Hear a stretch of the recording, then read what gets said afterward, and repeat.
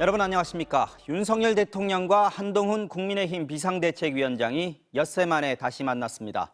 갈등이 고조됐던 당정 관계, 또 그 발단이 됐던 김건희 여사 리스크나 한 위원장의 공천 논란에 대해 두 사람 사이에 어떤 이야기가 오갔는지 궁금했는데 오찬 자리에 함께했던 윤재옥 원내대표는 민생 얘기만 했다고 했습니다. 조희원 기자의 보도입니다. 국민의힘 한동훈 비상대책위원장과 윤재옥 원내대표가 오늘 낮 용산 대통령실을 방문했습니다. 두 사람은 비서실장과 정무수석 등이 배석한 가운데 윤석열 대통령과 점심 식사를 함께했습니다. 오찬에 이은 집무실 차담까지 2시간 37분이 걸렸다고 했는데 대통령실은 이 가운데 1분 30초 정도 길이의 영상을 제공했습니다. 오찬 회담 결과는 윤재옥 원내대표가 국회로 돌아와서 밝혔습니다. 민생 이야기가 화두였다고 거듭해서 강조했습니다. 오늘은 민생 문제만 이야기를 했습니다. 오늘 주로 민생 문제만 이야기했기 때문에 다른 말씀은 없었습니다. 대통령실 고위 관계자 역시 윤 대통령의 최근 민생 토론회를 화두로 민생을 하나하나 이야기하다 보니 시간이 많이 흘렀다고 전했습니다.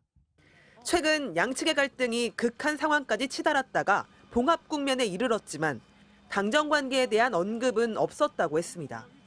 김건희 여사 명품 가방 문제나 한 위원장의 낙하산 공천 논란, 이태원 참사 특별법 거부권 행사 등 여론에 관심이 높은 현안도 언급되지 않았다고 했습니다. 민생 문제를 위해서 당정이 최선을 다하자는 취지로 오늘 만남이 있었다 이렇게 생각해 주시면 좋겠습니다. 평상시 하던 당정 협의 분위기와 다르지 않았습니다. 대통령실도 철도지하화 등 교통정책과 중대재해처벌법 재논의, 이딴 정치인 피습 관련 우려 등을 공유했다고만 했습니다. 오찬 이후 여의도 중앙당사에 복귀할 것으로 알려졌던 한 위원장은 오후 내내 개인 일정을 이유로 모습을 드러내지 않았습니다. MBC 뉴스 조희원입니다. 외식 물가가 갈수록 높아지면서 소비자들의 부담이 커지고 있죠. 대표적인 외식 메뉴인 삼겹살 가격도 계속 오르면서 금겹살이라고 불릴 정도인데요. 그런데 소비자 가격은 치솟고 있지만 반대로 도매 가격은 떨어지면서 축산 농가들이 대책을 호소하고 나섰습니다. 이면주 기자가 취재했습니다. 대표적인 서민 외식 메뉴인 삼겹살. 한국소비자원이 집계한 외식 평균 가격은 200g 기준으로 19,429원. 2년 전보다 35%나 오르면서 이제 1인분에 2만 원을 넘는 곳도 흔히 볼 수 있습니다. 외식업체들은 각종 재료비와 인건비가 가파르게 오르다 보니 삼겹살 소매가도 올릴 수밖에 없다는 입장입니다. 하지만 부담스러워진 가격은 부메랑처럼 매출 부진으로 돌아왔습니다. 손님한테도 굉장히 부담이 되기 때문에 어려움을 호소할 수밖에 없습니다. 또 그만큼 매출이 떨어지는 거고. 그럼 축산농가가 돼지고기를 공급할 때의 도매 가격은 어떨까? 지난해 6월 킬로그램당 5,500원을 넘던 돼지고기 도매가는 6개월 만에 4,000원대로 뚝 떨어졌습니다. 소매 가격이 치솟다 보니 소비가 위축돼 도매 가격이 힘을 못 쓰고 있는 겁니다.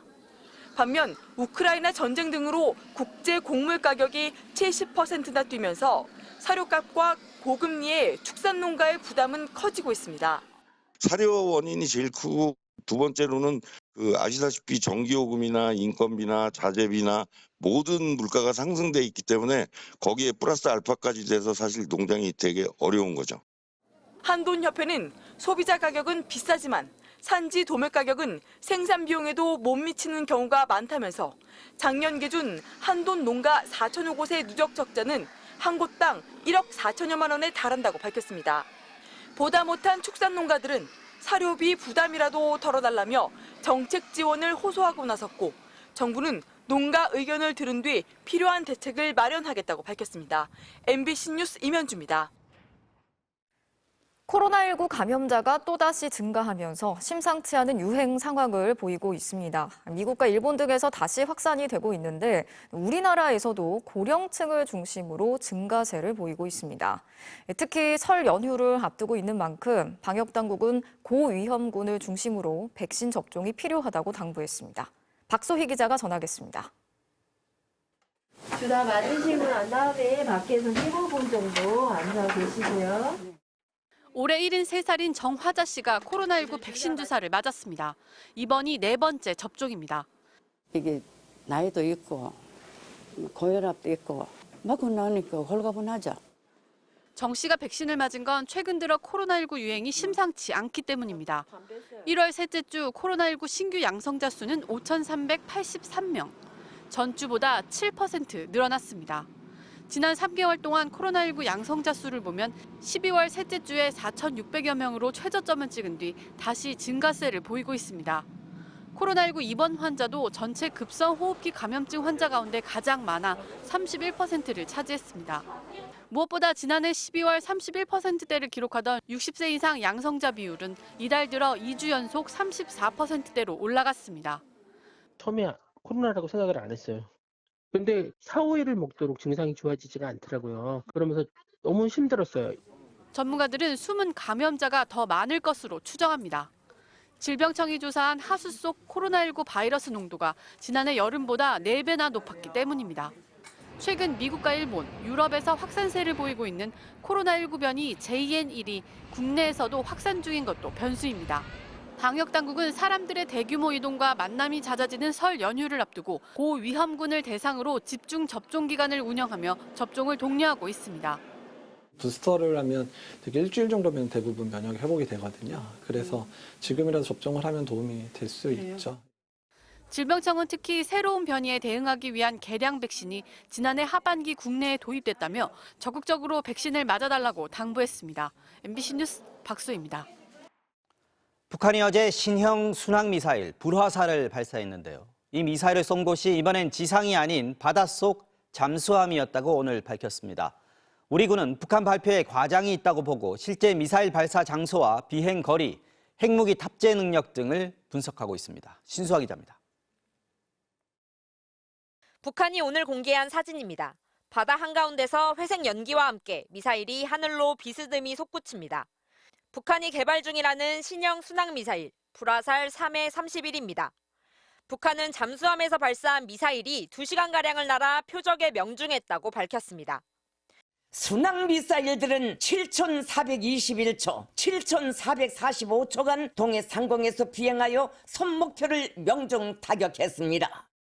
북한이 지상에서 불화살을 처음 시험 발사한 게 지난 24일인데 불과 나흘 만에 플랫폼을 바꿔 해상에서 발사했다고 주장한 겁니다. 발사 각도로 볼 때 수직 발사대가 아닌 어뢰 발사관을 이용한 궤적으로 보입니다.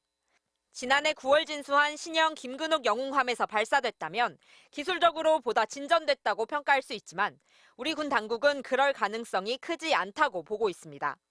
새로 진수한 잠수함에서 발사에 성공했다면 북한이 오늘 발표에서 그 사실을 숨길 이유가 없었을 것이란 분석입니다.